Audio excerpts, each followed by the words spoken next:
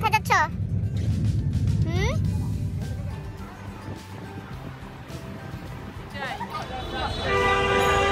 Dhaka two Sunamganj.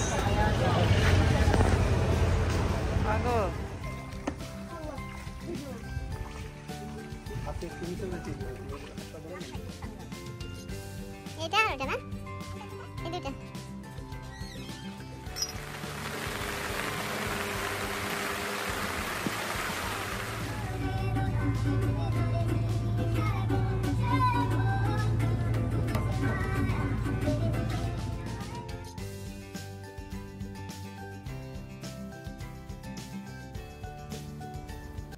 আসসালামু আলাইকুম everyone, welcome back to Monira's world. সবাই কেমন আছেন?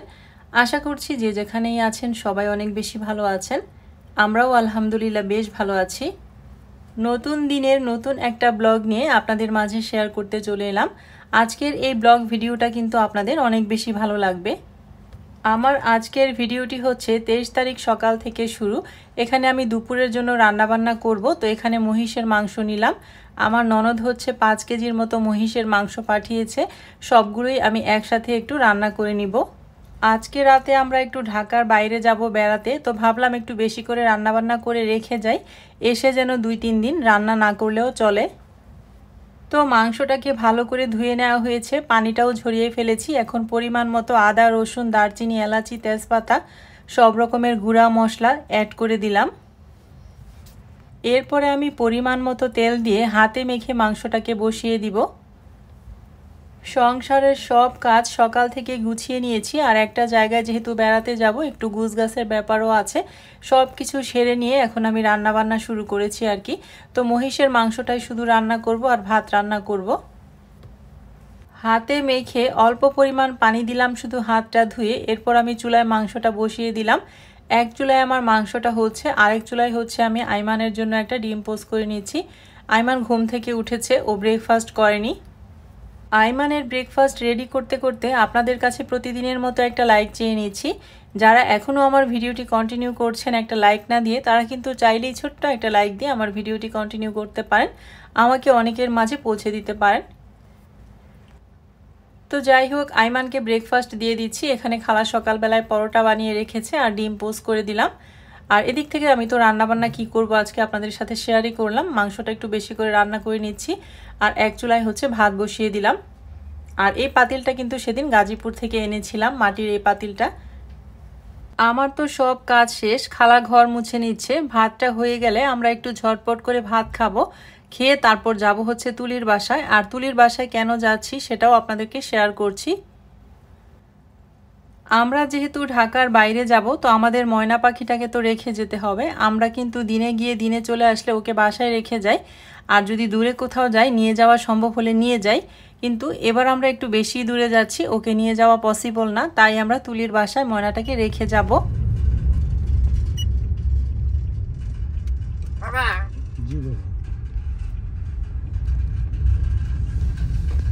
কোথায় যাচ্ছ? কোথায় যায়? খালামণির বাসায়। কোথায় যাও? খালামণির বাসায়। বাবা আনাবিয়া পাখির কাছে যাচ্ছ? ওরে বাবারে,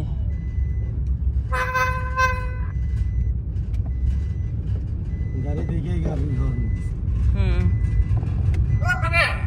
কলা খাবা? কলা কিনে বাবা। বাবা কোথায় যাবে তুমি? বলো খালামণি বাসায়। কলা খাবা? ভাত খাও, ভাত দিছি। রাগ দেখাইতেছে, বুঝছো? কলা খাবো? আর কলা খাবে?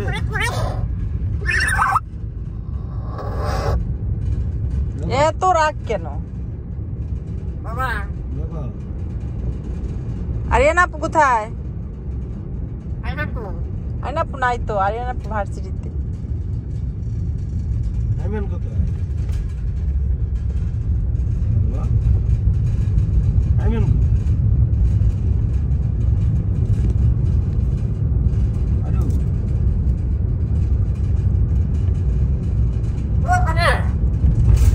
খাবা মানে মনে করে দিতেছে কলা কিনতে হবে।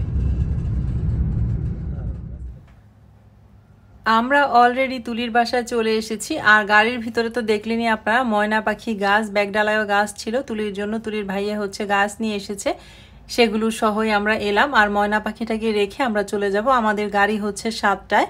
আমরা খুব তাড়াহুড়া করছি, আজকে সারাদিনের সব কাজই অনেক বেশি তাড়াহুড়া করে করেছি। এখন আবার ময়নাকে দিতে এসেছি, দিয়ে রেখে তারপর আবার যেয়ে আর কি রেডি হয়ে বের হয়ে যাব। আমরা দূরে কোথাও যাওয়ার আগে তুলির বাসায় এই ময়নাটাকে রেখে যাওয়ার চেষ্টা করি, কারণ তুলিকে চিনে, আজমাইনকে চিনে, ওদের কাছে থাকে, কোনো রকম ডিস্টার্ব করে না। কিন্তু যদি নিচে গ্যারেজে রেখে যাই খুব বেশি চিল্লাচিল্লি করে, তখন আরিফ আসলে বলে আর কি যে অনেক চিল্লাচিল্লি করছিল, মানে খুব বিরক্ত হয় ও, আমাদেরকে না দেখলে একটু বেশি চিল্লায়। তো তুলিকে আজমাইনকে ওদেরকে দেখলে কিন্তু খুব একটা চিল্লাচিল্লি করে না, ওদের কাছে থাকে, আগে পরেও রেখে গিয়েছি। তো যাই হোক, এই তো আজমাইন কিন্তু নিয়ে এসেছে, ওদের বারান্দায় রেখে দিচ্ছি। আমরা তো এদিকে এসেছি ময়নাটাকে দিতে, আরিয়ানা হচ্ছে ভার্সিটিতে গিয়েছে, ও চলে আসবে, তো এই জন্য একটু বেশি তাড়াহুড়া করছিলাম, কারণ ও এসে আবার দাঁড়িয়ে থাকবে, ওর কাছে চাবি নেই। তো তুলির কবুতরগুলি কিন্তু এই তো এখানে সিঁড়ির মধ্যেই রাখে, বেশ কয়েক জোড়া কবুতর আছে।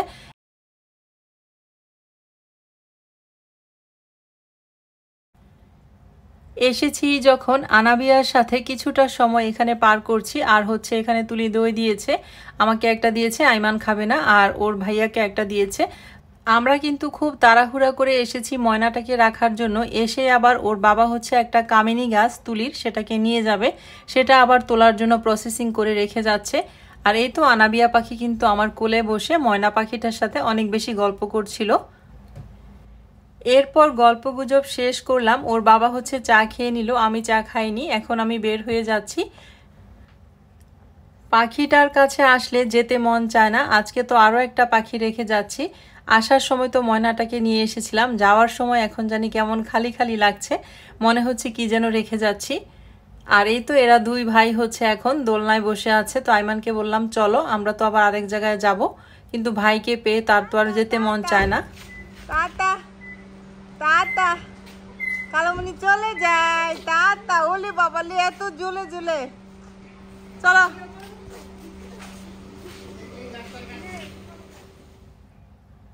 এরপরে বাসায় চলে এসেছি, আর যে মাংসটা আজকে রান্না করেছিলাম সেখান থেকে আমি এরকম 5টা বক্সে নিয়েছিলাম। একটা বক্স হচ্ছে খালাকে দিয়েছি, আরেকটা বক্স তুলিকে দিয়ে এসেছি, আর এখানে 3টা বক্স আছে ঠান্ডা হওয়ার জন্য রেখে গিয়েছিলাম। ঠান্ডা অলমোস্ট হয়ে গিয়েছে, এখন আমি ঢাকনা লাগিয়ে এগুলো ডিপে রেখে যাচ্ছি। যখন বেড়ানো শেষ করে বাসায় ফিরবো তখন যেন রান্নার ঝামেলাটা একটু কম থাকে, সেজন্যই রান্নাটা করে যাচ্ছি। এখন বাজে হচ্ছে সন্ধ্যা 7:30। আমরা যাব হচ্ছে ফকিরাপুলে, ফকিরাপুল থেকে আমাদের শ্যামলী বাসে করে কিন্তু আমরা যাব ঢাকার বাইরে। আর কোথায় যাচ্ছি সেটা কিন্তু এখনো বলাই হলো না আপনাদেরকে, আমরা যাব সুনামগঞ্জে। আমরা এখন ফকিরাপুলে শ্যামলী যে কাউন্টারটা আছে শ্যামলী বাসের, সেই কাউন্টারে বসে আছি। আমাদের গাড়ি ছাড়বে হচ্ছে 10টা 20-এ, আর আমরা কোনো এসি টিকিট পাইনি, মানে এসি বাসের কোনো টিকিট পাইনি। আমরা যেখানে যাচ্ছি ওখানকার ওই ভাইয়াই হচ্ছে আমাদের এই টিকিটগুলো কেটে রেখেছে, তো উনি এসি কোনো বাসের টিকিট পায়নি, নন এসিতেই টিকিট কেটেছে। এই তো এখানে আমাদের বাস চলে এসেছে, আর আল্লাহর নাম নিয়ে আমরা কিন্তু বাসে উঠে পড়লাম। নন এসিতে এত দূরের জার্নি কিভাবে করব, অনেক বেশি ভয় পাচ্ছিলাম। আর আমার যেহেতু কোমরে একটু প্রবলেম আছে, আমি জার্নিতে একটু ভয়ই পাই, আর যেহেতু বাস আরও বেশি টেনশন হচ্ছিল। তো যাই হোক, আল্লাহ ভরসা, আল্লাহর নাম নিয়ে গাড়িতে উঠে পড়লাম, আর আমাদের সিটগুলো এখন খোঁজা হচ্ছে। যাওয়ার সময় আমাদের নন এসিতে 4 জনের খরচ পড়েছে 3200 টাকা, মানে 4 জনের 3200 টাকা ভাড়া লেগেছিল। আমরা কিন্তু বাসে উঠে বসেছি, আল্লাহর নাম নিয়ে রওনা করলাম। এখন ব্রাহ্মণবাড়িয়াতে আছি আমরা, ব্রাহ্মণবাড়িয়ায় হচ্ছে বিরতি দিয়েছে খাবারের জন্য 20 মিনিট। সারা রাত জার্নি শেষ করে এখন হচ্ছে ভোরবেলা, আমরা কিন্তু সুনামগঞ্জে অলরেডি ঢুকে গিয়েছি। আর সুনামগঞ্জে কিন্তু বন্যা হচ্ছিল, সেই কারণে আমি আসতেও চাইনি, অনেকবার না করেছিলাম, ওর বাবাকে বলেছিলাম ক্যান্সেল করে দিতে। সারা রাত জার্নি করেছি, আমি কিন্তু কোনো রকম ঘুমাইনি। তো সকালবেলায় যখন সুনামগঞ্জে গাড়িটা ঢুকে গেল, আমি একদম তাকিয়েছিলাম যে কোথায় বন্যা হচ্ছে বা কোথায় পানি বেশি সেটা দেখার জন্য। তো সব কিছু দেখে যা মনে হলো পরিস্থিতি অতটা খারাপ না, কন্ট্রোলের মধ্যেই আছে। ভাইয়াটা বলেছিল যে মোটামুটি এখন কন্ট্রোল আছে। আর যে এলাকায় আমরা এসেছি হাওর এলাকা, এখানে তো এমনিতেই পানি বেশি। আমরা বাস থেকে নামার পর জলপদ্ম থেকেই হচ্ছে আমাদের জন্য সিএনজি পাঠানো হয়েছে। আমরা যে বোটে যাচ্ছি সেই বোটটার নাম হচ্ছে জলপদ্ম। আর রাস্তায় কিন্তু বেশ পানি ছিল কিছুটা জায়গা জুড়ে, এজন্যই আমাদেরকে নিজেদের গাড়ি নিয়ে আসতে মানা করেছে ভাইয়া। আমরা প্রথমে নিজেদের গাড়িতেই আসতে চেয়েছিলাম। হাওর এলাকা যেহেতু রাস্তায় কিন্তু মাঝে মাঝেই পানি উঠে যায়, এটা নাকি 1 ঘন্টা ভালো থাকে, আবার 2 ঘন্টা পরেই দেখা যায় পানি উঠে যায়, সেজন্য ভাইয়া আমাদেরকে নিজের গাড়ি নিয়ে আসতে মানা করেছে আর বাসের টিকিট কেটে দিয়েছিল। আমরা কিন্তু জলপদ্মের খুব কাছাকাছি চলে এসেছি। জলপদ্মের ম্যানেজার ভাইয়া আমাদেরকে রিসিভ করলো। আমরা আস্তে আস্তে কিন্তু জলপদ্মের খুব কাছাকাছি চলে এসেছি। রাস্তাটা একটু পানি জমে আছে, একটু কাদা আছে, যেহেতু বর্ষাকাল এই সিজনে এরকমটাই হবে স্বাভাবিক। এখানে কিন্তু পাশাপাশি অনেকগুলো বোট দাঁড়িয়েছিল, যেহেতু আমরা জলপদ্মতে এসেছি আমরা জলপদ্মতেই উঠে যাচ্ছি। জলপদ্মতে ওঠার আগেও কিন্তু বুঝতে পারিনি আমাদের এই ট্যুরটা ছিল এত বেশি ভালো লাগার আর এত বেশি আনন্দের। সত্যি বোটের মধ্যে এই প্রথম এরকম একটা ট্যুর দিলাম, খুব বেশি ভালো লেগেছে। হাওরের মধ্যে এই বোটটা হচ্ছে আমরা 1 রাত 2 দিন থাকবো আর অনেক বেশি মজা অনেক বেশি আনন্দ করব। সব কিছুই আপনাদের সাথে মোটামুটি শেয়ার করার চেষ্টা করব, যদিও এক ভিডিওতে শেয়ার করতে পারবো না, পার্ট বাই পার্ট আমি শেয়ার করব। এই তো আমরা কিন্তু বোটে উঠে এলাম, এটা হচ্ছে রিসিপশন মানে লিভিং রুম আর কি। আর উঠেই কিন্তু আপনাদেরকে বোটের লিভিং রুমটা একটু শেয়ার করছি। ভাইয়ার পছন্দের সাথে আমাদের পছন্দের অনেক মিল আছে। এই ভাইয়া হচ্ছে ওর বাবার সাথে পরিচিত আর কি, আর অভিনেত্রী দিলারা জামানের ছেলে উনি। তো আমাদের বাসার খুব কাছাকাছি কিন্তু ওনাদের বাসা। আপনাদের ভাইয়ার সাথে পরিচয়, সেই সূত্রে কিন্তু আমাদের এখানে আসা। আর আসার আগ মুহূর্তেও বুঝতে পারিনি এত সুন্দর একটা জায়গায় বেড়াতে যাচ্ছি। তো আপনাদেরকে এখন আমি বোটের রুমগুলো একটু শেয়ার করছি। আমরা 2টা রুম নিয়েছি, পাশাপাশি 2টা রুম আমাদের। এই বোটের মধ্যে মোট 6টা রুম আছে, আমাদের 2টা। এই তো এটা হচ্ছে আমাদের রুমটা। মোটামুটি রুমের অবস্থাও খুব সুন্দর এবং নিজের বাসার মতোই মনে হয়েছে। খুব সুন্দর পরিবেশে 2টা দিন থেকে এসেছি আলহামদুলিল্লাহ। আপনারা হয়তো অনেকেই জানতে চাইবেন যে এখানে বেড়ানোর খরচটা কীরকম, তো আমি সেজন্য একটু বলে রাখছি। এখানে পার পারসন 7,500 টাকা একটা প্যাকেজ, থাকা খাওয়া, আবার ওনারা কয়েকটা স্পটও ঘুরাবে। পার পারসন 7,500 টাকার মধ্যে খাওয়া থাকা ঘোরা কয়েকটা স্পট ওনারা ওনাদের নিজেদের খরচে ঘুরাবে। আপনি চাইলে আপনার খরচেও কয়েকটা স্পট ঘুরতে পারবেন। বোটের পরিবেশটা কিন্তু খুব বেশি সুন্দর এবং পরিষ্কার পরিচ্ছন্ন, গুছগাছ টিপটপ ছিল, যা দেখে অনেক বেশি ভালো লেগেছে। কারণ আমি একটা জায়গায় যাওয়ার আগে কিন্তু চিন্তা করি পরিবেশটা কেমন হবে, গুছানো কেমন হবে, পরিষ্কার পরিচ্ছন্নতা কেমন হবে। তো একদম আমার মনের মতো হয়েছে এবং খুব সুন্দরভাবেই আমরা 2টা দিন এখানে কাটিয়ে এসেছি।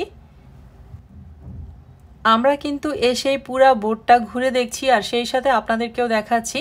এখন প্রায় 8:30 9টার মতো বেজে গিয়েছে। এই সাইডটাতে হচ্ছে ওয়াশরুম, কিচেন আর উপরে হচ্ছে ডাইনিংয়ের ব্যবস্থা আছে। এরপরে আমরা সবাই ফ্রেশ হয়ে নিলাম আর উপরে চলে যাচ্ছি। বোটের উপরে হচ্ছে ডাইনিংয়ের জায়গাটা করা হয়েছে খুব সুন্দরভাবে। আমি আপনাদের সাথে সব কিছুই শেয়ার করার চেষ্টা করছি। আপনারা যদি কেউ এখানে যেতে আগ্রহী হন, আমি ডেসক্রিপশন বক্সে লিংক দিয়ে রাখবো, আপনারা সেখানে যোগাযোগ করলেই যেতে পারবেন।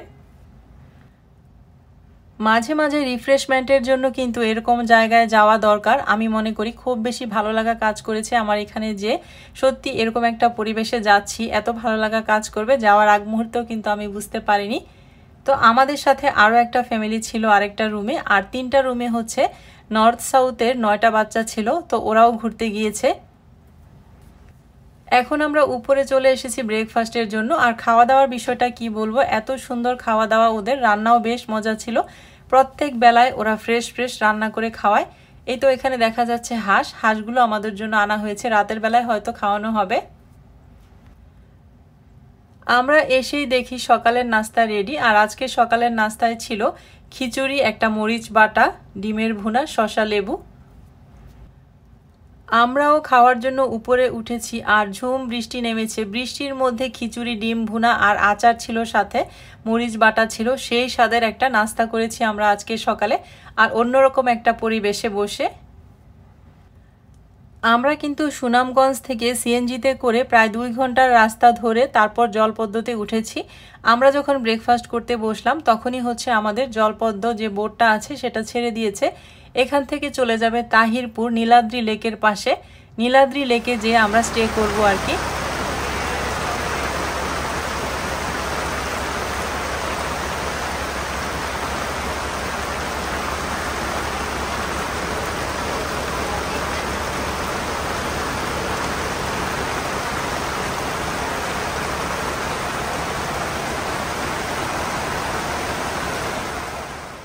ব্রেকফাস্ট শেষ করলাম, মুষলধারে বৃষ্টি পড়ছিল। আমাদের বোট জলপদ্ম এখন ওয়াচ টাওয়ারের দিকে এগুচ্ছে। ওয়াচ টাওয়ারে যে আমরা নামবো আর কি, তারপরে আমরা নীলাদ্রি লেকে যাব। নীলাদ্রি লেকে আমরা রাতে স্টে করব।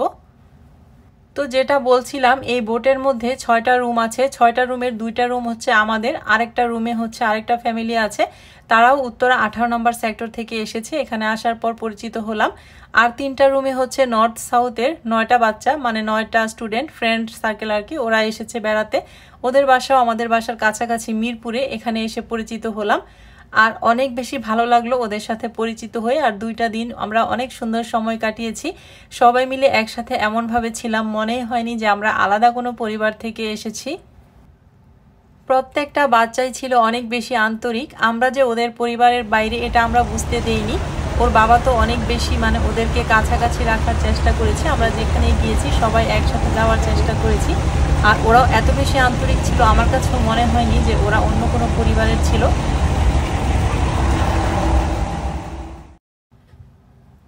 বৃষ্টির মধ্যে আমরা সবাই ভিজছিলাম আর হচ্ছে সামনে বসেছিলাম, কেউ গান করছিল, অনেক মজা করছিলাম।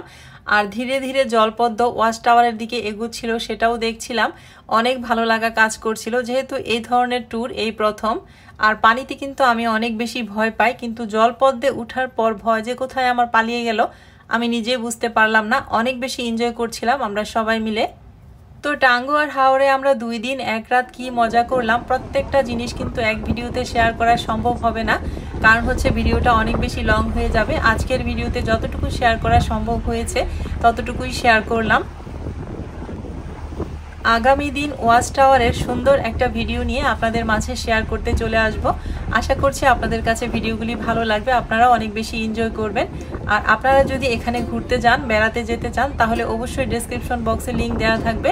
সেই লিংকে যোগাযোগ করলে আপনারা কিন্তু আপনাদের ভাইয়ার নাম বললে কিছুটা হলেও ডিসকাউন্ট পেয়ে যাবেন।